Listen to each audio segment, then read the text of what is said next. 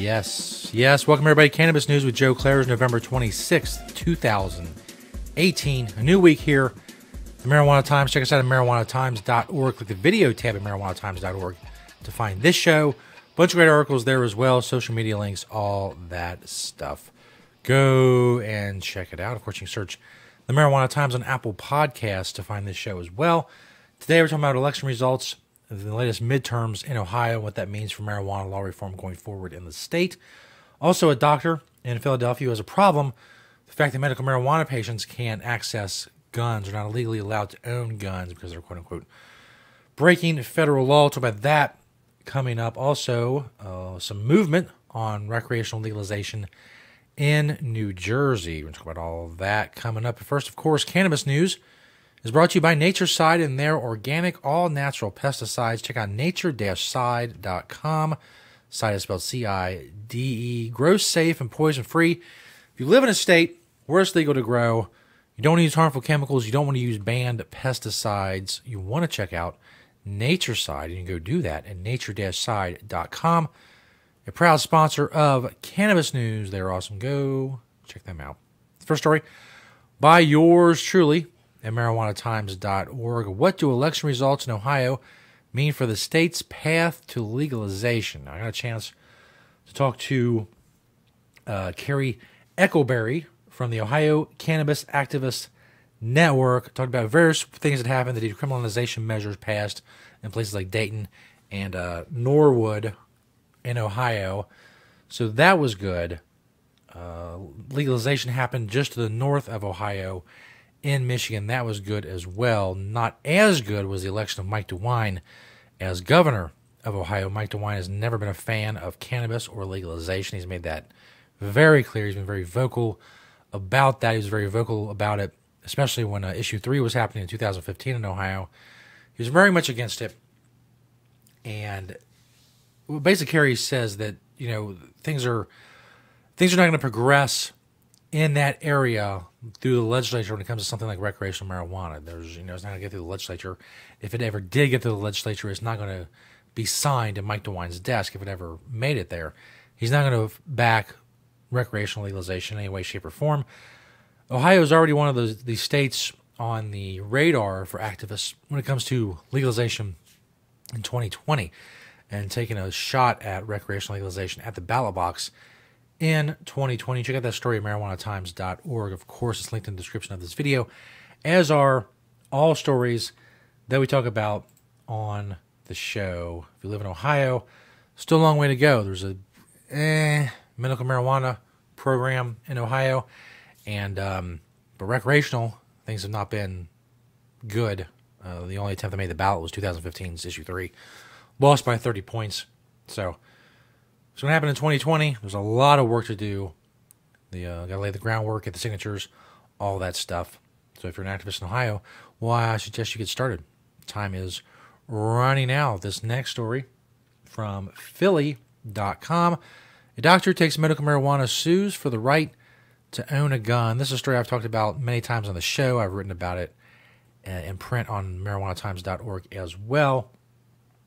Basically, medical marijuana patients are being denied their Second Amendment rights and access to firearms because of admissions of using medical marijuana, even if it's legal in the state where they're using it. On last Thursday, a Philadelphia doctor filed a federal suit challenging a law that prevents him from owning a firearm because he is also a medical marijuana patient. Matthew Rodman, 34, operates a practice in Old City in Philadelphia. He uses cannabis to treat his diagnosed post-traumatic stress disorder. In April, Roman attempted to buy a Smith & Wesson .638 revolver from a federally licensed dealer for self-defense. He drove to firing line in South Philadelphia and, with the advice of a friend, settled on the snub-nosed 5-round handgun. A fairly required question stopped the transaction. The dealer asked the physician if he used marijuana. Roman said he did. The doc answered that question truthfully, said Roman's attorney John Weston, and the dealer said, "I can't sell you a gun." 1968 law forbids anyone who uses marijuana from owning or using a firearm. 2016, the U.S. Court of Appeals for the Ninth Circuit ruled that the federal prohibition does not violate the Second Amendment. I'm not sure how it doesn't, but, I'm not sure of a lot of things the various courts come out with. The NRA has remained silent on the issue. A spokeswoman did not respond for a request for comment from Philly.com. Yeah, the NRA has been very lackadaisical when it comes to this subject.